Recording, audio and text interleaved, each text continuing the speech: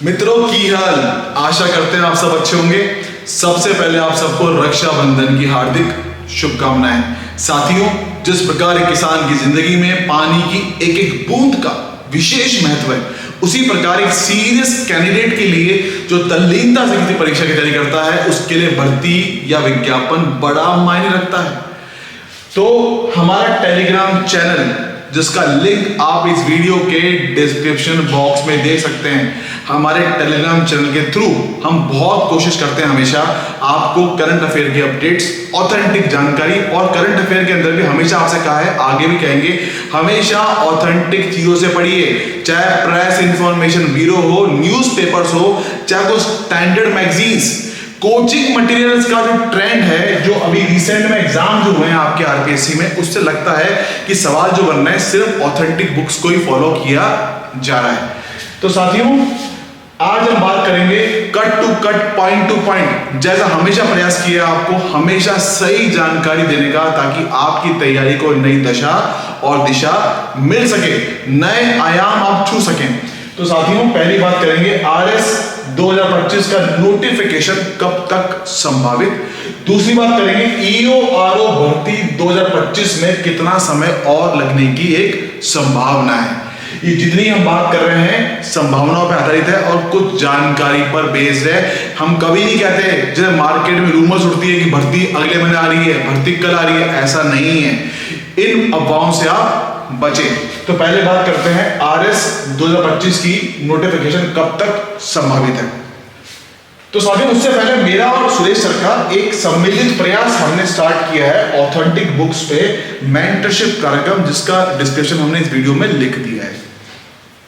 तो पहली चीज, आरएस 2025 का नोटिफिकेशन कब तक संभावित है। तो साथियों, बहुत प्रबल संभावना है, चांसेस हैं कि अक्टूबर नवंबर 2025 तक आपकी आरएस का विज्ञापन जारी हो सकता है। देखिए ट्रेंड को, 2023 में विज्ञापन आया, 24 में आया, 25 में आने की पूरी संभावना है। हालांकि कुछ समय वो लगा, कोई डिले हुआ, कोई अड़चने आई, तो ये मान के चले कि जनवरी तक आ जाएगा। पर ये है कि भर्ती तो आएगी, भर्ती तो आएगी। तो अपनी कमर जो है आप कस लें, और अगर हम पे विश्वास करते हो जैसा कि आपने आज तक किया है, यही कहूंगा, तैयारी को सिंसियरली आप कीजिए। सबसे पहले आरएस 2023 का फाइनल रिजल्ट जो है वो अपेक्षित है आपका अगस्त या सितंबर में। इस महीने तो नहीं आएगा जैसा लग रहा है, क्योंकि अभी एक इंट्रो का चरण बचा है। तो आपका सितंबर तक उम्मीद है कि 2023 का फाइनल रिजल्ट आ सकता है। और दूसरी बात, आरएस मुख्य परीक्षा 2024, इसका परिणाम भी जो है उम्मीद है, अपेक्षा है कि आरपीएससी इस बार जल्दी डिक्लेयर कर सकता है। तो इसके भी चांसेस सितंबर अक्टूबर से पहले एक संभावना लग रही है।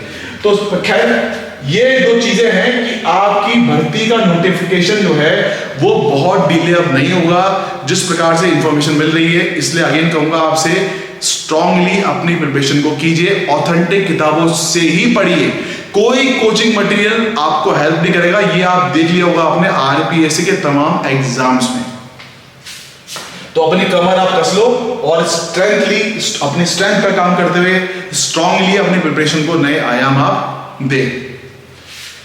अब देखिए प्रोसेस क्या होता है। कुछ लोग बोलते हैं कि भर्ती क्या तुरंत आरपीएससी का, ऐसा नहीं है। एक प्रक्रिया का पालन करना पड़ता है।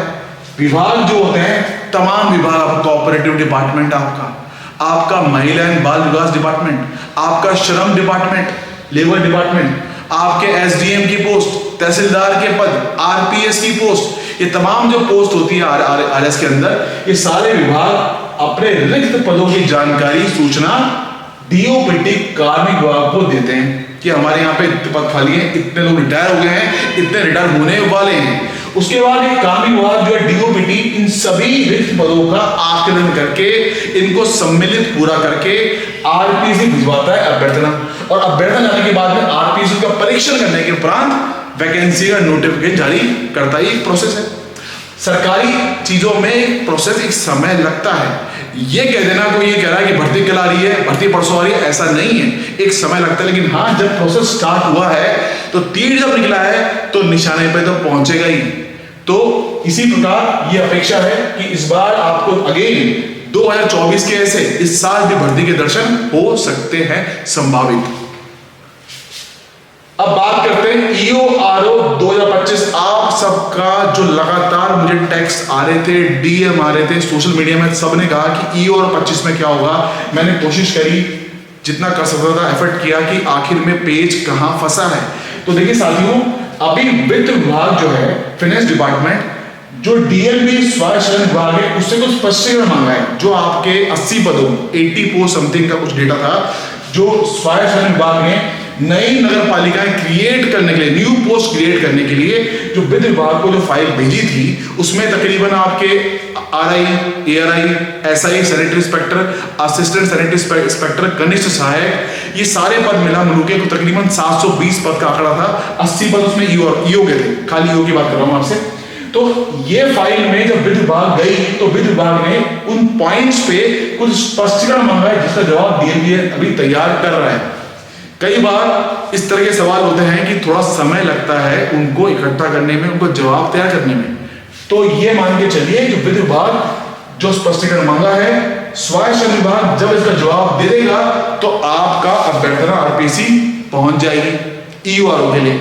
अब ये बात कब तक हो सकती है, संभावना क्या है? तो संभावना ये व्यक्त की गई है कि ईयर एंड से पहले थोड़ा चांस बन जाएगा, अभी थोड़ा टाइम लगेगा। इस साल भर्ती आने के चांसेस हैं, अगेन बोल रहा हूं, संभावना है 25 में EORO के अगेन दर्शन होने के, लेकिन थोड़ा सा टाइम अभी लगेगा। स्पष्टीकरण जो मांगा, अगेन मैंने कहा एक प्रक्रिया है, एक प्रोसेस है। डिपार्टमेंट से मांगा, डिपार्टमेंट अपने अनुभवों से कुछ सूचना मांगता है, फिर वो इकट्ठी होकर जाती है वापस वित्त विभाग के पास। वित्त विभाग फाइनेंस डिपार्टमेंट जब उसका फाइनेंशियल कंकरेंस दे देता है, तब अभ्यर्थना आपके RPC पहुंच जाती है। तो ये चीज है, ठीक है। तैयारी जो आप तैयारी RS की कर रहे हैं, पार्ट ए तो कॉमन ही है ना, पार्ट ए तो कॉमन ही और RS के अंदर और SI के अंदर, तो ये पूरा हेल्प करेगा। ठीक है, भर्ती मान लीजिए ईयर एंड से पहले आई, लेट से नवंबर में आई या दिसंबर में आई, ठीक है। अब कुछ लोग कह रहे हैं कि लग जाएगी आचार संहिता, मॉडल कोड ऑफ कंडक्ट। देखिए RPC ने पहले भी विज्ञापन जारी करे हैं, ऐसा नहीं है अगर अभ्यर्थना पहुंचती है तो मॉडल कोड ऑफ कंडक्ट से पहले भी आपकी विज्ञप्ति जारी हो सकती है, ऐसे कोई इसमें दिक्कत वाली बात नहीं है। मेन पॉइंट है कि कुछ स्पष्टीकरण जो मांगे उसका जवाब कब तक वित्त विभाग जाता है, कोशिश करेंगे पता करने की कि जवाब कब जाएगा। उम्मीद अभी व्यक्त की गई है कि आपका ईयर एंड से पहले ये संभावना प्रबल इसकी बन सकती है। तो साथियों, चूंकि हमेशा हमने कोशिश करी कि ऑथेंटिक सोर्सेज पे ही काम करें, ऑथेंटिक चीजों पे ही फोकस करें, तो उसी प्रकार कोशिश करते हुए SI और RS के लिए मैं और सुरेश सर ने एक नया मेंटरशिप कार्यक्रम लॉन्च करा है, जो सिर्फ कंप्लीटली आपका ऑथेंटिक किताबों पे आधारित है, जहां से विगत की परीक्षाओं में सवाल बने हैं। कौन कौन सी किताबें हैं देखिए आपके सामने। ये किताबें स्टैंडर्ड सोर्सेज हैं, राजस्थान सरकार खुद इसको रिकमेंड करती है। हिंदी ग्रंथ अकेडमी, हिंदी ग्रंथ अकेडमी की किताब आप फॉलो करें। बेयर एक्ट कॉन्स्टिट्यूशन के लिए आप फॉलो करें, संविधान के लिए हिंदी इंग्लिश दोनों माध्यम में बेयर एक्ट आप फॉलो कर सकते हैं। सुभाष कश्यप साहब की किताब पॉलिटिकल सिस्टम के लिए, राजनीतिक व्यवस्था, हिंदी इंग्लिश दोनों में आती है, सुभाष कश्यप की किताब है ये। तो ये सब किताबें, और आप NCERT राजस्थान बोर्ड NCERT की इंडियन कॉन्स्टिट्यूशन एट वर्क, संविधान का जो ये किताब है, हिंदी इंग्लिश दोनों में उपलब्ध अवेलेबल है, कक्षा 11वीं 11th क्लास की किताब। तो ये सब स्टैंडर्ड सोर्स है जिसपे हम लोग अपने टेलीग्राम प्लेटफॉर्म के थ्रू उस पर काम कर रहे हैं। एडिशनली आप सब लोग किसी टेस्ट सीरीज, किसी कोचिंग की टेस्ट सीरीज से बढ़िया पहला काम ये करें कि जो पेपर्स RPC ने बनाया, हमने सबका कंपाइलेशन किया। जितने पेपर RPC ने 24-25 में लिए, हमने सबका कंपाइलेशन किया और सबको देखा हमने अच्छे से कि सवाल कहां से बने हैं। प्लस हमने ये भी नोटिस करा कि अगर इन सवालों की अच्छे से प्रैक्टिस कर ली जाए तो बहुत हद तक आपकी तैयारी अच्छे से हो जाएगी। तो खैर ये है चीजें, हम ऑथेंटिक चीजों पे काम कर रहे हैं, और विस्तृत जानकारी के लिए आप वीडियो के डिस्क्रिप्शन बॉक्स में देख सकते हैं हमारे कार्यक्रम का ब्यौरा। तो इस प्रकार हमारा कार्यक्रम ऑपरेट करता है। हम लोग डेली टास्क देते हैं, उस टास्क में कहां से पढ़ना है, क्या पढ़ना है और कैसे पढ़ना है, ठीक है। सेल्फ स्टडी बेस्ड हमारा मेंटरशिप प्रोग्राम, उसमें हम आपको टास्क दिया, जैसे स्टेट ह्यूमन राइट कमीशन, राज्य मानवाधिकार आयोग, कहां से पढ़ना है, नोट से पढ़ना है, जो हमने किताबों से बना के आपको दिए। और तीसरा, हमने उसके आधार पर जो PYQ है आपके, इसमें जो क्वेश्चन पूछे गए हैं 24-25 में, उन सब का ब्यौरा देखिए, सारे PYQ सिर्फ खाली RS SI के नहीं, जितने भी आपने एग्जाम लिए, चाहे वो JNO का एग्जाम हो, चाहे आपका UPSC का एग्जाम हो, तमाम स्टेट पीसीएस के एग्जाम हो, इन सबको हमने यहाँ पे कवर करने की कोशिश करी है अपने मेंटरशिप कार्यक्रम में। उसके बाद हम इसका एक्सप्लेनेशन देते हैं। एक्सप्लेनेशन में भी हम बताते हैं कि सवाल बना कौन से ऑथेंटिक सोर्स से और कौन से पेज नंबर पे उसका आंसर लिखा हुआ है इस ऑथेंटिक सोर्स में, बेरेक्टो चाहे तो स्टैंडर्ड बुक हो। तो खैर ये चीजें हैं। तो अब आगे आपका सुरेश सर जो है आपको RS SI EOR की स्ट्रेटेजी, क्या किताबें फॉलो करनी चाहिए और कैसे करनी है, उसके बारे में विस्तृत बात करेंगे। Hello and good evening to all of you. आप सभी का स्वागत है। आई होप ठीक होंगे। जैसा कि नवीन सर ने बताया है कि EOR और RS की वैकेंसी जो है वो जल्दी ही आने की संभावना है, क्योंकि ऑब्वियसली सरकार भी जो है वो बैक टू बैक वैकेंसी और उसका फीडबैक ले रही है।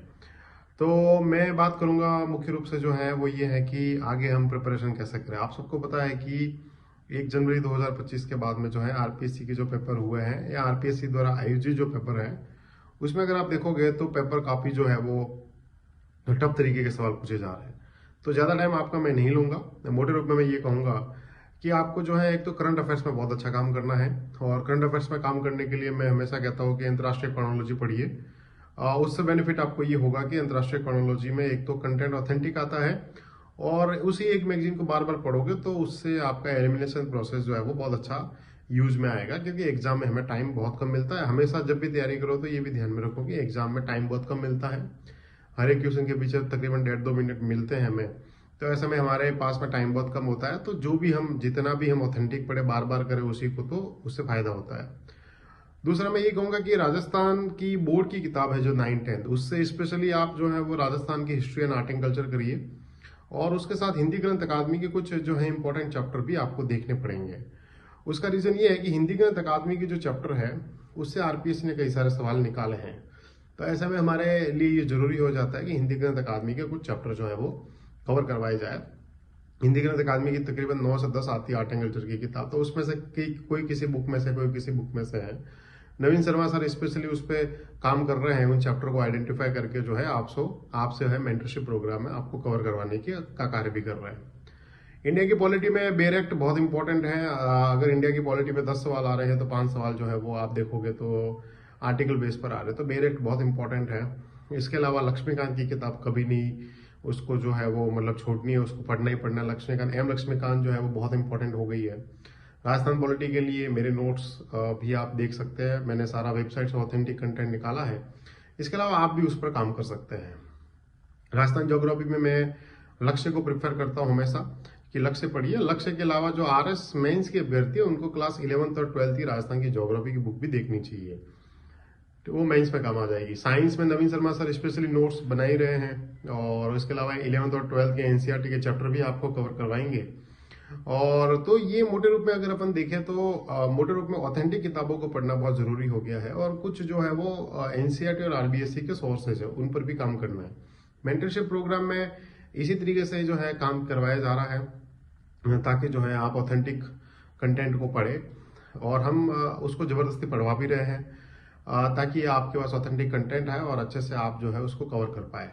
ठीक है, क्योंकि अब ऐसा मतलब हो गया है कि अब जो है वो पके पकाए मैटर या मैराथन देखने से आपका काम नहीं होगा। ठीक है, अगर हम EORO की बात करें तो EORO में नगर पालिका का ओरिजिनल एक्ट पढ़ना ही पढ़ना पड़ेगा, उसके बिना पार नहीं पड़ने वाला है। और वही मेंटरशिप प्रोग्राम में भी करवाएंगे। ऑथेंटिक लैंग्वेज को भी ध्यान में रखना है। तो ये बेसिकली ये जो मेंटरशिप प्रोग्राम है उसमें ये है कि नवीन शर्मा सर और हम मिलकर जो है आपसे ऑथेंटिक कंटेंट पढ़वाएंगे। ठीक है, कुछ नोट्स भी देंगे, ताकि वो नोट्स जो है वो आपके कुछ ऐसा पोर्शन है जो बिखरा हुआ है तो उसको नोट्स के रूप में भी प्रोवाइड करवाया जाएगा, ताकि आप अच्छे से कवर कर पाए। बेसिकली सेल्फ जो है वो रीडिंग वाला मॉडल रहेगा। इसके साथ में PYQ जरूर करवाए जाते हैं, ताकि आपको पता लगे कि ट्रेंड कैसा है। तो आप सभी का धन्यवाद आप जुड़ने के लिए, और इसके ऊपर जो है वो डिटेल में वीडियो भी अलग से आते रहेंगे आपके पास। धन्यवाद।